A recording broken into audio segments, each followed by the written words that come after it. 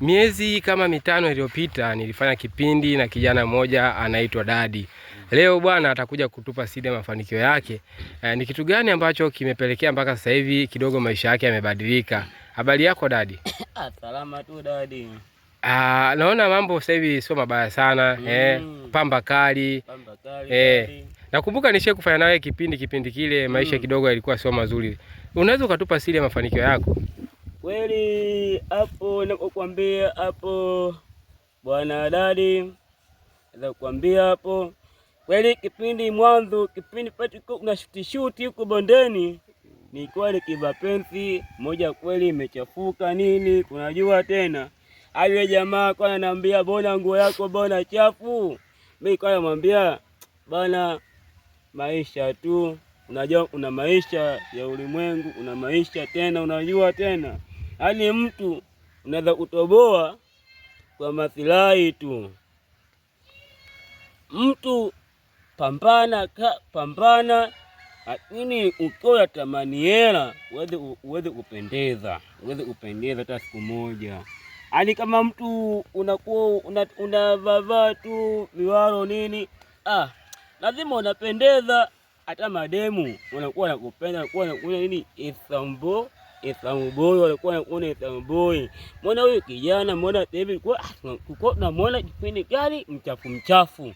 Lakini leo hii kawa somati. Kwa pano hivi mimi leo hadi hivi watu wakinonaga hivi sasa hivi hadi watu wengine kweli Dadi huu hata mimi nisimamane hapo njiani anaweza kunitongoza. Selina alicheka kuniambia hivyo, unajua tena.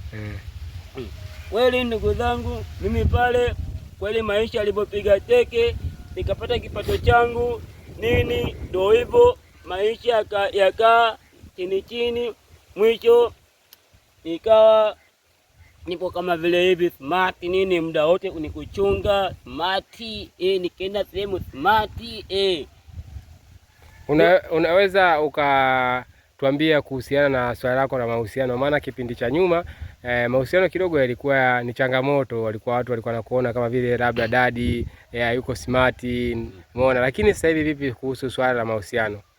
Mahusiano ya mapenzi mimi kwa sasa hivi sina muda nao. Mimi kwa muda wangu kwa sasa hivi ninapozingatia ni pesa, unajua tena masuala ya kupendeza.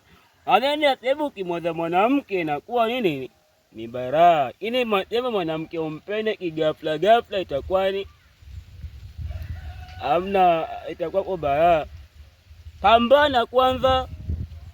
Tafuta nini? Mwanamke akikuona una pesa, mwanamke atakupenda. Lakini ukimwendea hivi mwanamke anakuchukia. Na kuni mapenzi ndugu zangu, ngoja niwasimulie leo mapenzi yanakuaga hivi. Ngoja niwasimulie mapenzi yanakuwa. Omba ukija ukachiti na mwanamke na mwanaume ukija kumchiti mwanamke, hiyo kazi ngumu. Na kitu kingine, wewe mwanaume unaweza kudhania waifu wangu niponee mimi tu peke yangu, niponee peke yangu waifu wangu. Haujui upo mesele, hujui utembea nani kule. Sasa ni changamoto tu. Na wewe huko kazini kwako unaweza kuwa nini na una pisi yako kali nini aima ni nini tu, huwezi kuona eti mtu, huwezi kuona mtu eti kwa masala ya mapenzi, ila mimi kwangu siwezi kutamani hata siku hiyo, hata siku moja. Naomba tu ndugu zangu niwape tu nini, niwaambieni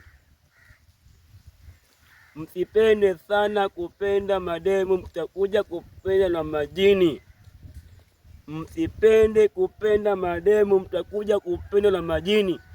Ila mimi ndugu zangu niko hapa ninawaambia, na hapa nipo karibia, nipo Mzinga, niko hapa maeneo nipo kama vile hapo na mifugo zangu, nimetulia, nipo kama vile na talii.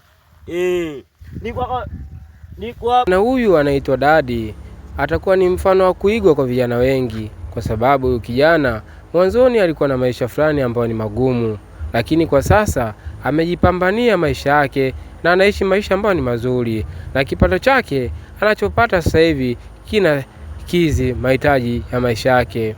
Ulikuwa nami muda wote, naitwa Masero. Asanteni kwa kuendelea kutazama chaneli hii, inakwenda kwa Masero Media. Kwaherini na wakati mwingine tena tutakutana.